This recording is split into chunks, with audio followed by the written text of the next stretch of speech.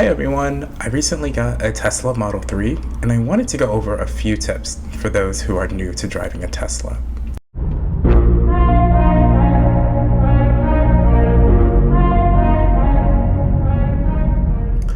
It took me a while to get started, to get used to driving a Tesla, so I made this quick video to help you get started. I'll go over the wipers, the lights, the Wi-Fi, and the Bluetooth connectivity as well.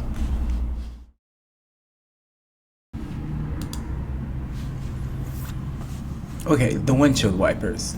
The windshield wipers can be adjusted manually using the left paddle button. Pressed once, it will wipe once. Press and hold, it will turn on the windshield wiper fluid.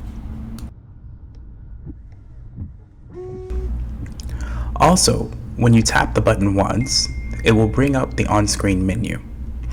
This is where you can select the speed that you want, but personally I would recommend that you keep them on auto until you get more adjusted to the screen.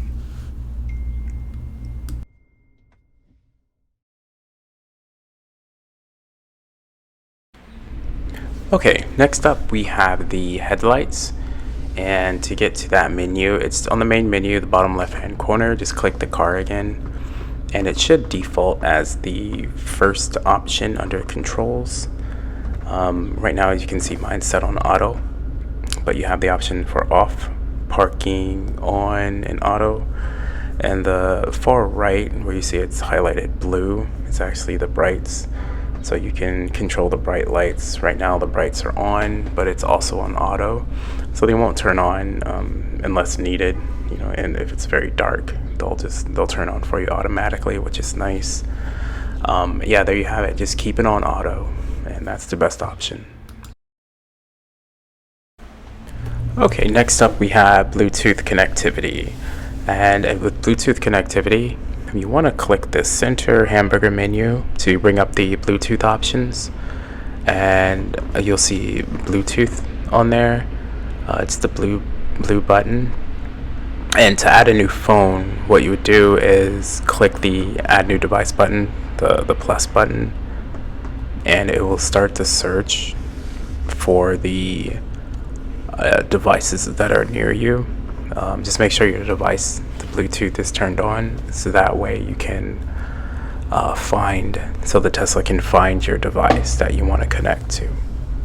It takes a while for it to search, not sure why, but just give it a minute, it will find it. And once it finds it, as it does in this, as it found Avaya, as you can see, you just click on the device that you want. In this case, I'll just click on Avaya at the top right, and it still continues the search. So just click on your device that you want to connect, and again, just keep waiting. It'll bring up a number that you just verify with your device. Make sure that number matches up. Most of the time it will. And just on your device, hit pair. I'm using an iPhone, so it's pretty straightforward. On your iPhone, just hit pair. And you have a few options. You can sync your contacts. You can make it a priority.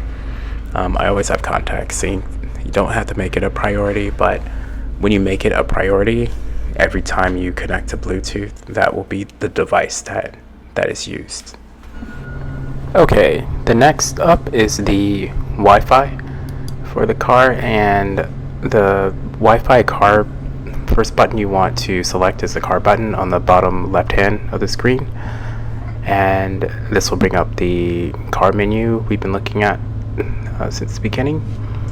And the LTE bars at the top right is what you're going to press, and this brings up the Wi-Fi settings. And from here, we just want to make sure that the Wi-Fi is set to be on, so make sure you tap the on button.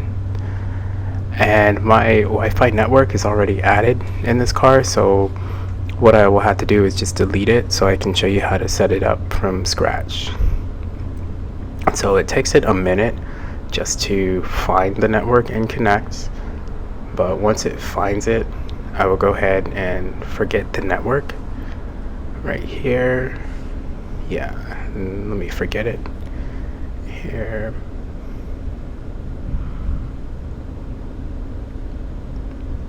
Okay, and to add a new network, what you would do is put in your Wi-Fi network name, and if you have an iPhone like I'm using, it's in the hotspot settings on your phone, and also in the iPhone settings you'll find the password.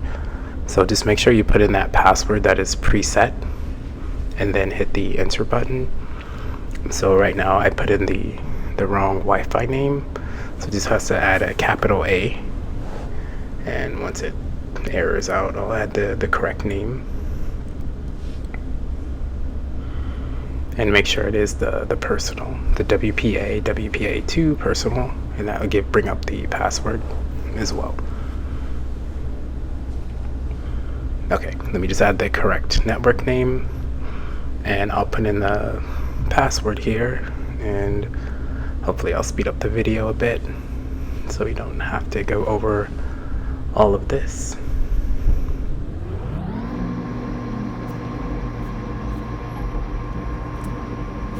Okay, once the password is fully in, what you're going to do is on the keyboard, just hit the on-screen keyboard, just hit the enter button, and that should connect you.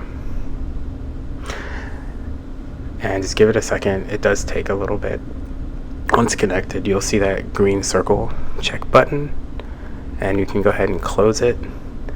And okay, so now that it is connected, you should have access to the music app and also the theater apps like YouTube. So this is just showing that the music is on and playing once it's connected. These are just the preset stations that come available with it. And if you click the hamburger menu at the bottom, you should see the theater icon, and that will bring up all the apps like YouTube, Netflix, and all the other ones. So let's just bring up YouTube just to show you that it is working, and it does work. And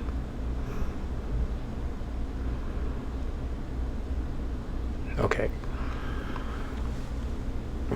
and then from here I'll just show you my channel just to show you how fast and slow it loads, and then just what you can expect for the interface and what it looks like. It is full screen, so you do have to be parked in order to use this. There are hacks where you can just use it in the web browser, but for right now I'll just show you how the full screen interface looks like. Okay, so the big thing is just to make sure that you have an unlimited plan on your phone, so you don't want to be worrying about going over your cell phone data. For me personally, I have about 20 gigs of data before I get throttled down, so I don't use the videos too much, as they tend to take too much data, but it works great for the music apps that come along with it. Okay, I'll speed the rest of this up, and thanks for watching, and I hope this was informative, and you have a great day.